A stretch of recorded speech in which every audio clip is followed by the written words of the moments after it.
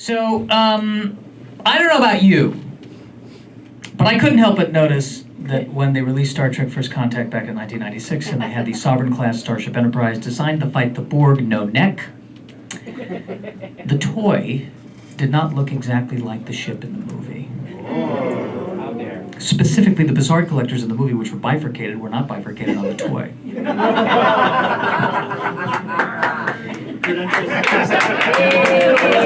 I'm not finished! The movie had 2 impulse engines, the toy only had 1. Who leaves space dock with 1 impulse engine?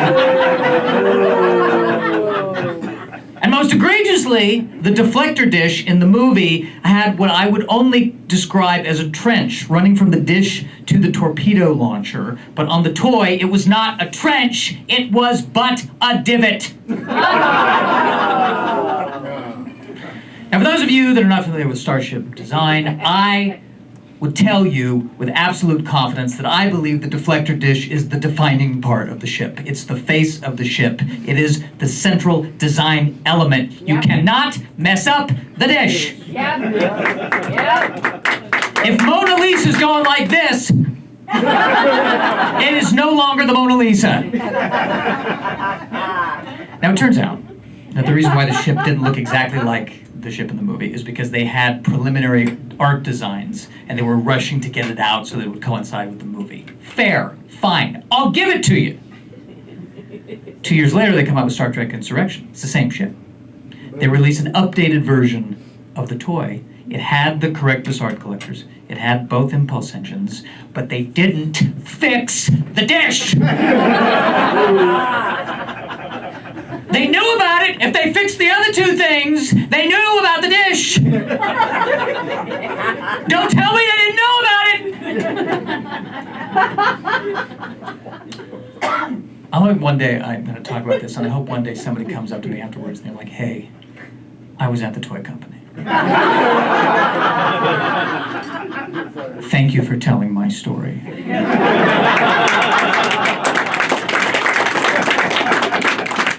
How do you not fix the dish?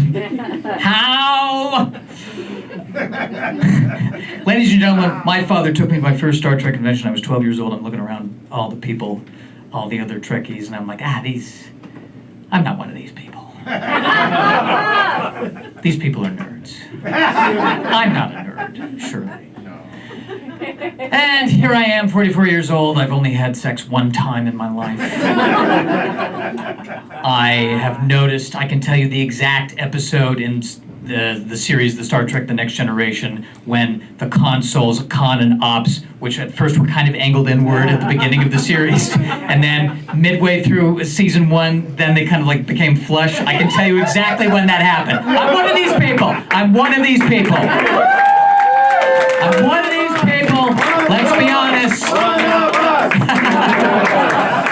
One of you, yes, yes. And by the way, I joke about the whole, not getting laid thing. But here's the thing: Star Trek people get laid. Oh yeah. All right, I don't blame Star Trek on not getting laid. Okay, I blame all the other emotional issues I have. Nothing to do with Star Trek. Okay, plenty of Star Trek people get laid. You know how I know? The show is still on.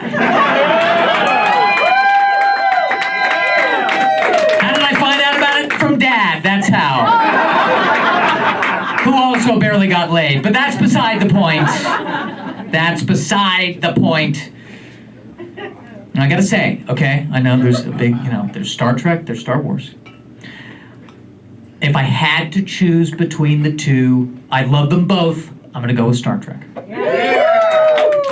Because here's the thing, guys, in Star Wars, you save the day because you're the chosen one. In Star Trek, you save the day because you have a master's degree.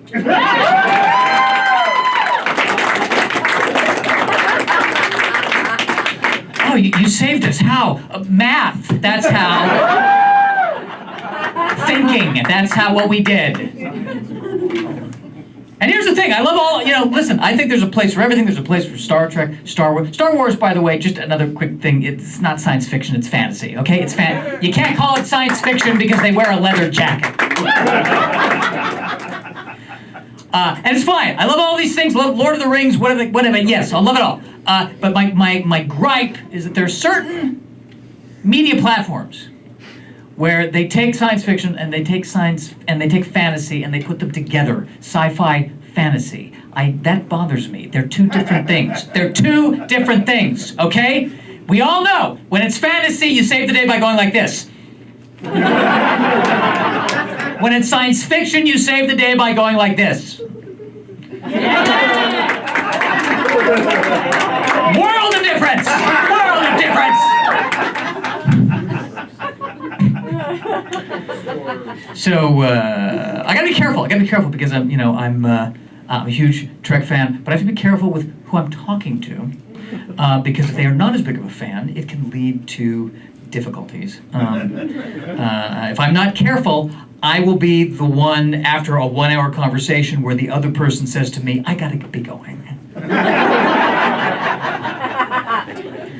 I once saw the actor, his name's Robert Foxworth. He played the evil admiral in the Deep Space Nine episode Homecoming. And also the evil Vulcan admiral in one of the Enterprise episodes. He was the de facto evil admiral for Star Trek. And I walked up to him and was like, oh my God. And he was also General Haig in Babylon 5. So I walked up to him and I was like, oh, you're General Haig in Babylon 5. And he went like this. And that's because in my mind I was like, oh hey, you're General Haig from Babylon 5, cool. But to him, I think I came off more like, you're General Haig from Babylon 5! You're General Haig from Babylon 5! That's when I need to remind myself when to show restraint, be very careful. Another time, my dad has a friend who sells Star Trek paraphernalia at some of the conventions, and so I get on the phone with him, and he's like, "Hey, do you want to get a T-shirt?" And he says, "I've got a T-shirt of the Star Trek: The Next Generation crew in front of the ship." And then I said, "Is it the Enterprise D or the Enterprise E?" And he said, and I quote, "Dude, it's the ship." Now, 2 points about that. Number one, it was a pleasure to be someone else's rock bottom. But playing devil's advocate, look, know your merchandise. All right? The Enterprise D, exploration, long term. You've got families on the ship. Enterprise E, designed to fight the Borg. No neck, quantum torpedoes. Get it right!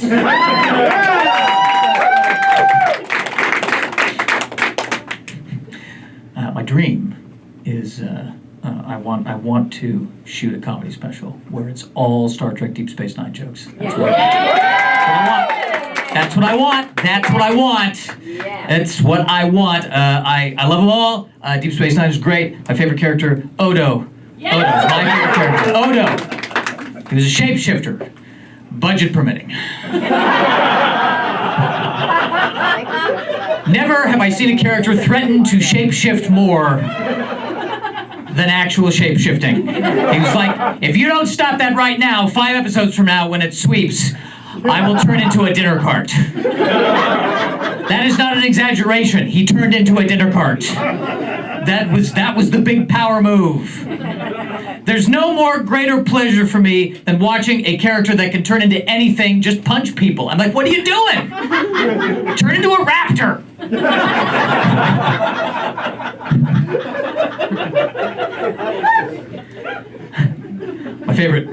One of my favorite stories is that Avery Brooks, who played Captain Sisko, he wanted to have a shaved head from the beginning. They wouldn't let him because they were afraid that he would look too much like the character he played before in a show called Spencer for Hire. He was a detective named Hawk.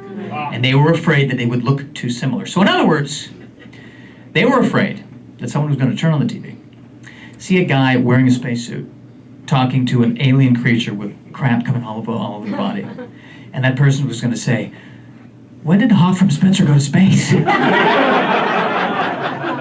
That's the dumbest story I've ever... Robert Redford looked like Robert Redford for 89 years. Sometimes he was in a Marvel movie. Sometimes he was the Great Gatsby. What are you, crazy? But that, Star Trek was the way that I connected with my dad, because outside of that, essentially, he's a man's man, I'm a lesbian. It's hard. He took me to the baseball game growing up, and I was like, well, how many points do you think the team's going to score? And he's like, they're not points, Josh, they're runs, they're runs. So I'm looking forward to the day where the tables are turning. I'm like, it's not a nursing home, Dad, it's assisted living, it's assisted living.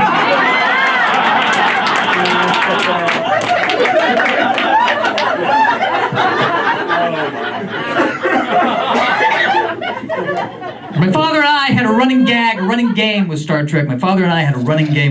We always loved this. This was the thing that happened at all of the 90s series especially, is that there'd be that one episode, that amazing episode, like Yesterday's Enterprise or Best of Both Worlds, where it's like, all this action, and there's space battles, and it's just awesome. And then you could tell that they blew their entire budget on that episode. Because the next episode, Captain Picard is missing his desk.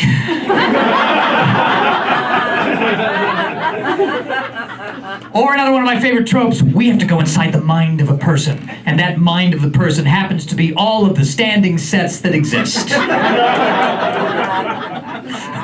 How do we know that we're inside their mind? The lights are dimmer and it's a fisheye lens. But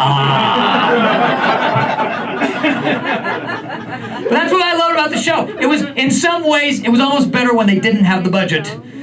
You notice? When they didn't have the budget, they solved everything diplomatically. When they had the budget, fire, blow them up. I'm a fan.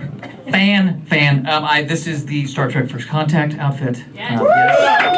I like this one because it says the future is going to be a utopia, but we're all still going to be slightly depressed. And that's my speed. I like that. All the other uniforms have merit. I appreciate it. There's a lower decks right there. Very nice. Yes, and it's kind of Deep Space Nine, early Deep Space Nine Voyager right there. Original series, of course. I have a confession to make. I've got to be this. I may lose some of you on this confession. I haven't seen all of the original series episodes. I know. And well, screw the rest of you. I've got them. And it's not that they're great. They're great. My one gripe is that I think how they scored the episodes hasn't really aged well. Because I think and some of the scores are a little bit too over dramatic. Like where there's a moment where Kirk is like, hey, I think we need to fix the replicator thing. And then the music cue is like,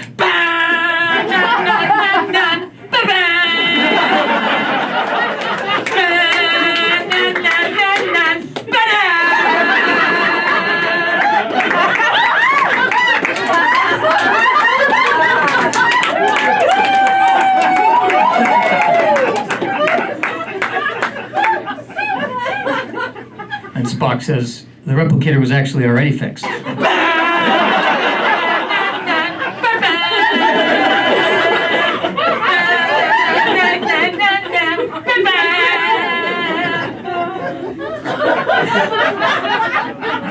You take those music cues out, it's a 15-minute episode. It's a lot. It's a lot. We get it. Yeah, dramatic. We get it. Yeah. Don't know what's going on in the 60s, but they really... I don't know if those brass players or something had to be paid by the... But man, oh man alive. Oh, God. Okay, so... I'm debating... This popped into my head. We gotta do this. This is the dumbest thing I know how to do. Okay. Somebody shout out any one of the Star Trek movies.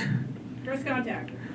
Da da da da da da da da da da da da. Oh wow. Da da. This is the right groove. Da da da. All right. Somebody shout out another one.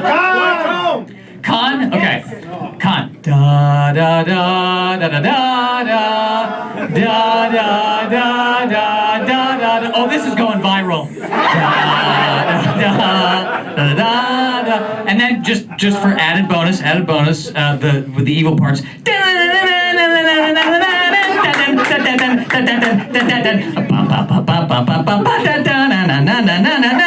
when they're in the nebula. Very good. All right, give me another one. Boy drum.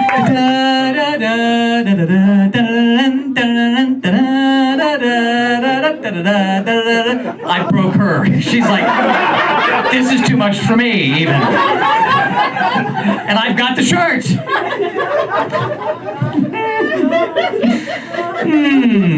All right, one more. Insurrection. Da-da-da-da-da. Da-da-da-da-da. Da-da-da-da-da. Da-da-da-da-da. Listen, overall, love Insurrection. Overall, it's fun. My only note, maybe the alien should look, I don't know, alien. I don't know, how do they, just because they're all wearing cotton, that doesn't mean that they're alien. That's just my thing. Other than that, it's a lot of fun. Other than that, a lot of fun. Great film. It's fine. It's weird when the alien village is Santa Clarita. I don't know. I don't know, guys. I don't know. Just, yeah, I get, right, all right. They blew the budget on First Contact. They blew, yes, that was that, correct. That was the bottle movie. You're absolutely right. And then there was Nemesis. Just have Patrick Stewart play both. It's fine.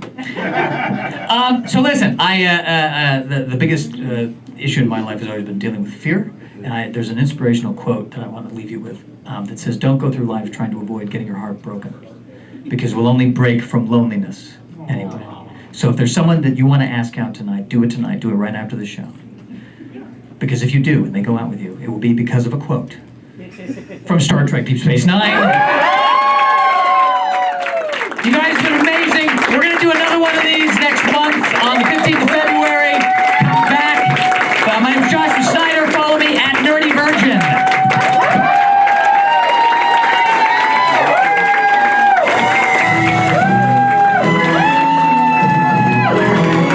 Yeah, we're gonna, oh my gosh, give it up for Josh. Is he the best?